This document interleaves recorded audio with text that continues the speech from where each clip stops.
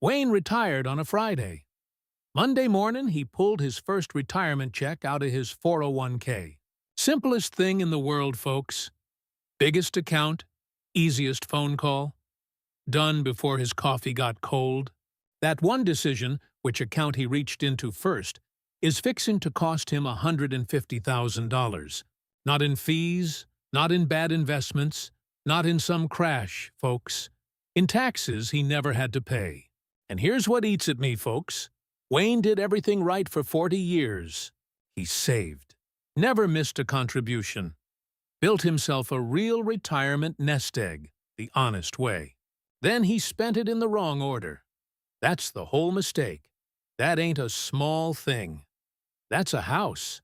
I'm Earl, and most retirement advice out there is about how much to save. Almost nobody talks about the part that comes after. Because when you retire, something flips. For 40 years, money went in. Now, it's gotta come out. And the accounts it comes out of ain't taxed the same. Not even close. Wildly different. Today, I'm gonna show you the right order to empty your retirement accounts, why the first year sets the tone for the next 30, and the one chain reaction that catches most retirees flat-footed. Do me a favor before we start. If you're over 55, tap subscribe. This is the retirement math nobody hands you on your last day of work. All right, let's look at what's actually in your pocket. Near every retiree in America is working with 3 different pots of money. 3 buckets. Bucket 1 is your taxable account. Regular brokerage, savings, the stuff outside your retirement plans. You already paid tax on that money once. When you sell something that grew, you only pay tax on the growth. And here's the sweet part. That growth gets long-term capital gains rates. 0, 15, or 20%, depending on your income. 0%. That ain't a typo. And a lot of retirees sit right in that 0 bracket their whole retirement and never know it. Bucket 2 is your tax-deferred money. Traditional 401k, traditional IRA. The big one for most folks. Every dollar that comes out of that bucket is ordinary income. Taxed like a paycheck, folks. Full freight. Bucket 3 is Roth. You already paid the tax going in, so it comes out clean. Tax-free. 3 buckets, folks. 3 completely different tax bills. Same exact dollar amount. Now, stay with me here, because this is the part that separates a comfortable retirement from a leaky one. But most retirees treat all 3 like one big pile. They just grab from whatever's easiest. Wayne grabbed from bucket 2. Wayne's numbers were pretty typical. About 600 grand in his 401k. 140 in a brokerage account. 80 in a Roth. He needed about $60,000 a year to live on. Social Security covered about 30 of it, so he needed $30,000 more. And he pulled every dollar of it from the 401k. Why? 'Cause it was the biggest account. 'Cause that's where he'd been putting money for 40 years. Habit. That $30,000 landed on his tax return as ordinary income, same as wages, 'cause that's exactly what the IRS calls it. Meanwhile, that brokerage account of his, sitting there untouched, growing, getting bigger every year.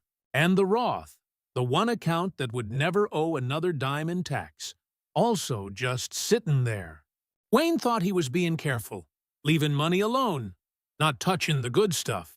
He had it exactly backwards. And I don't mean a little backwards. I mean upside down. Here's the order most retirees ought to start with. Write this down.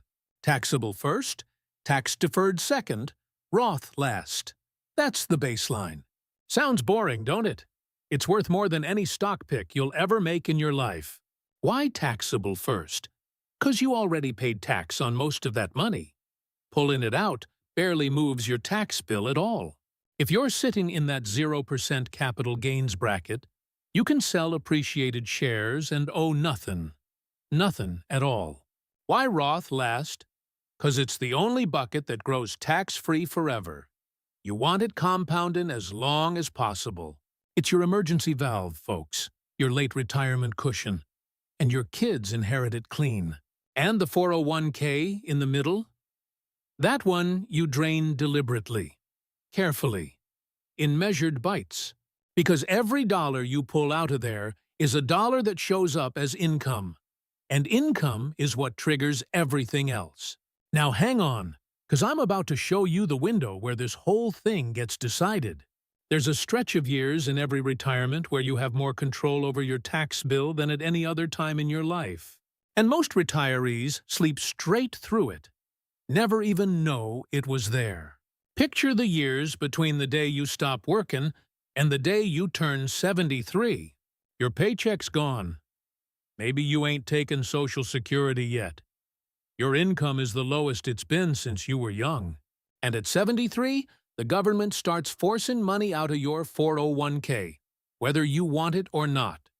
Required minimum distributions. So that stretch in between, that's your window. And it's the most valuable stretch of years in your whole retirement. 'Cause in those years, you decide your own retirement income, nobody else. You control the dial. The smart move is to fill up your low tax brackets on purpose. Pull just enough from the 401k to reach the top of a cheap bracket. Then stop. Or convert some of it to Roth while rates are low so it never gets taxed again. Wayne didn't do a bit of that. He just took what he needed and never looked at a tax bracket in his life. Which means every year, he left cheap tax space on the table. Space that expires. You can't save it up.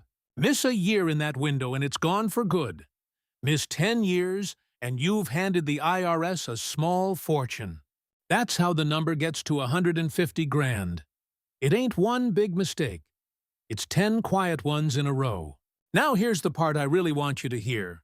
'Cause this is where it stops being about taxes and starts hitting your monthly budget.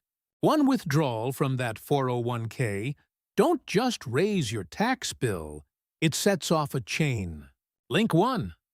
More income can push you into a higher tax bracket. Fine, most folks see that one coming. Link 2. Higher income can make more of your Social Security taxable. Up to 85% of it. Think about that.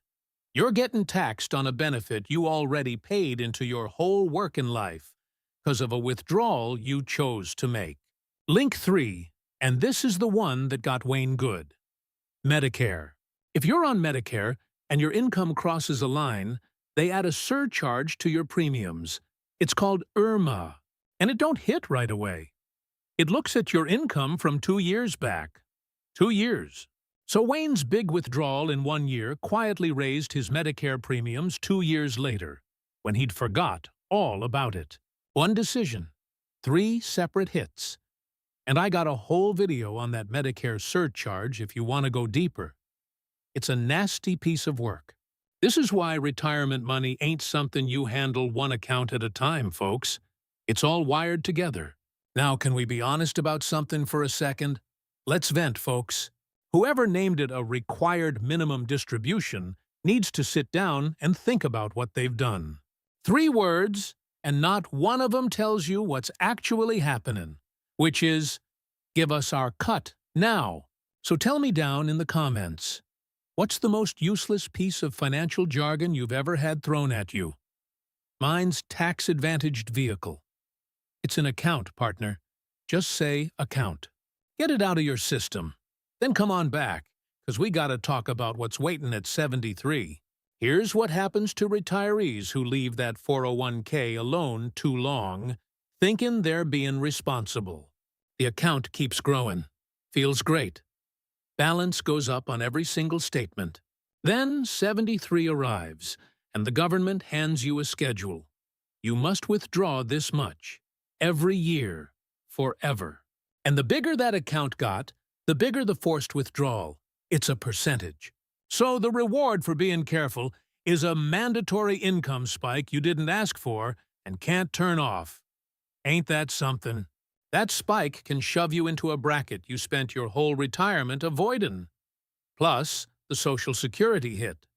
Plus the Medicare surcharge. Folks call it the tax pileup, and honestly, that's about right. You built it yourself, one untouched year at a time. Wayne's on that road right now. His 401k's bigger at 70 than it was the day he retired. Sounds like a success story, don't it?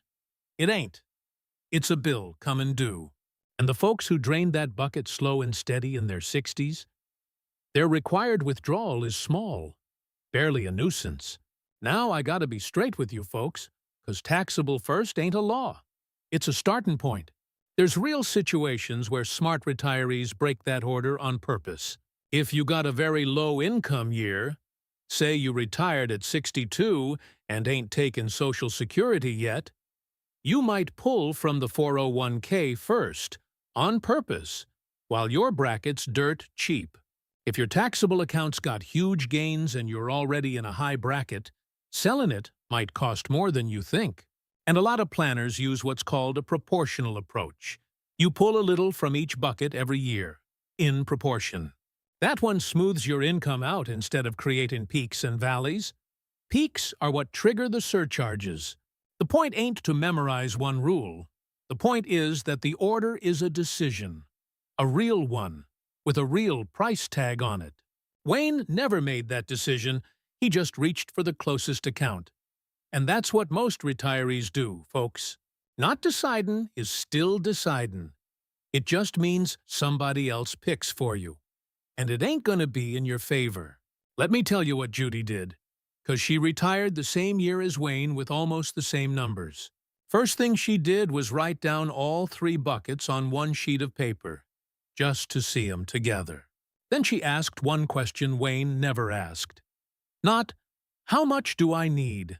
But, where should it come from? She lived off her brokerage account the first few years, paid almost nothing in tax on it, 'cause she didn't have to. While she did that, she moved small chunks of her IRA into a Roth every year, staying under the line. Boring. Slow. Nobody's ever gonna make a movie about it. By 73, her 401k was small enough that the forced withdrawal barely registered. No spike, no surcharge, same savings as Wayne, same lifestyle, same retirement. About $150,000 more of it stayed hers. And here's the uncomfortable part, ain't it?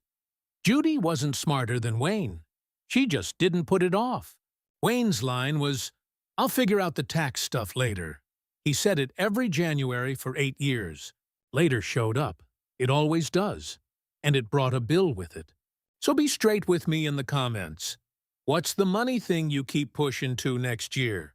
The accounts you've never listed on one page? The beneficiary form you never updated? Name it out loud. Naming it is how it stops running your life.